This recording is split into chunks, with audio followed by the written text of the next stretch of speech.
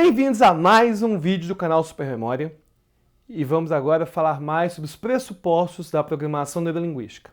E nesse pressuposto vamos falar de comunicação. Provavelmente você já passou pelo constrangimento de falar uma coisa e a pessoa entender uma outra completamente diferente. E eu já tive essa experiência várias vezes.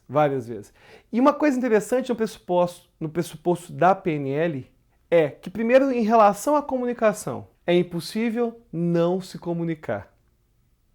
Ou seja, você sempre está se comunicando com alguém. Se você está na sua sala de aula, calado, sem falar com ninguém, você já está emitindo informações para aquelas pessoas. Se você estiver simplesmente fugindo de alguém, ignorando alguém, mesmo que você não queira se comunicar, é impossível não comunicar, porque quando você se bloqueia, isso já é um sinal. O silêncio tem significado. Aliás, em terapia, o silêncio, tem gente que se incomoda com o silêncio. Quando a gente vai falar de terapia falada, não estou falando realmente de hipnose clássica, terapia falada, às vezes você fala alguma coisa com o sujeito e ele fica mudo, ele fica em silêncio. E a gente, como terapeuta, quando a gente está no início, a gente se preocupa com aquele silêncio. A gente pensa que a gente tem que preenchê-lo, sendo que muitas vezes o que aquele cliente precisa é do silêncio. Porque é o silêncio que permite reflexão. E você percebe que cada cliente seu vai ter um silêncio completamente diferente, porque o silêncio também é comunicação. Ou seja, todo mundo se comunica sempre. É impossível não se comunicar. E mais um pressuposto que fala de comunicação é de que o emissor é o responsável pelo entendimento daquilo que é comunicado. Ou seja, o significado da comunicação é o significado que é eliciado no outro, ou seja, aquilo que o coleguinha entende.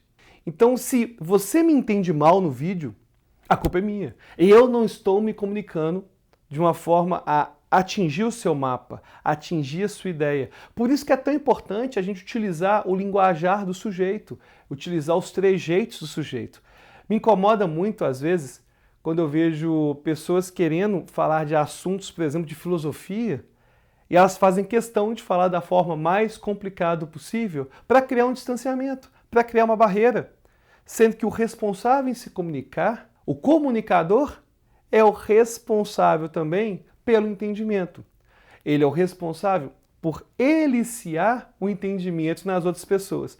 E é curioso que na PNL o termo eliciar vai surgir toda hora, que é disparar no outro esse entendimento. E quando eu estou falando de comunicador, o termo mais fácil de entender, né, é o emissor da informação. Ou seja, o emissor é o responsável. E aquele que vai entender a minha audiência vai ser o receptor.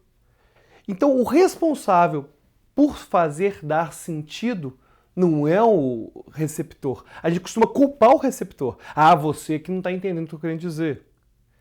E é interessante que nesse dia a dia de falar com celulares, com Facebook, com e-mails, os emoticons surgem. Não é simplesmente uma ideia de deixar as pessoas com mensagens mais bonitas. Esses emoticons surgem, na verdade, com a ideia de dar um maior entendimento. Ou seja, é o emissor se preocupando em dar suas emoções e tornar mais claro aquilo que está querendo dizer. Inclusive, uma coisa que tem a ver nessa linguagem digital é a questão de falar tudo em maiúscula. Às vezes a pessoa não tem um hábito de mexer com e-mail ou mexer com essas redes sociais e ela escreve um e-mail para uma empresa com tudo em maiúsculo. E já é convencionado que tudo em maiúsculo é falar gritando. Ou seja, se eu me incomodo com alguma mensagem de alguém que escreveu tudo em maiúsculo, como se estivesse gritando, a culpa é de quem digitou tudo em maiúsculo, a culpa não é minha.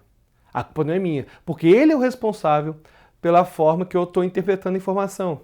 E teve uma pesquisa recente que falou uma coisa interessante, que mensagens que terminam com um ponto final geralmente são interpretadas como uma mensagem negativa, uma mensagem irônica, uma mensagem mais distanciada. E é interessante que existem pessoas que mandam mensagem e não colocam esse ponto final. Isso não acontece com exclamação, mas com o ponto final era como se a pessoa estivesse dando um ar de ironia, um ar de deboche. E mais uma vez, o responsável não é quem está escrevendo. Às vezes, se eu coloquei aquele ponto final e aquele ponto final está incomodando outra pessoa, quem é o responsável em resolver isso? Eu, que sou o emissor. Agora, apesar de existir esse pressuposto de que o responsável é o emissor, temos também que entender que o mapa não é o território.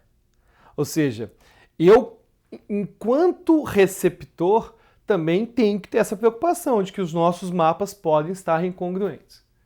Então, a gente tem que pensar sempre em equalizar esses mapas e comunicar cada vez melhor.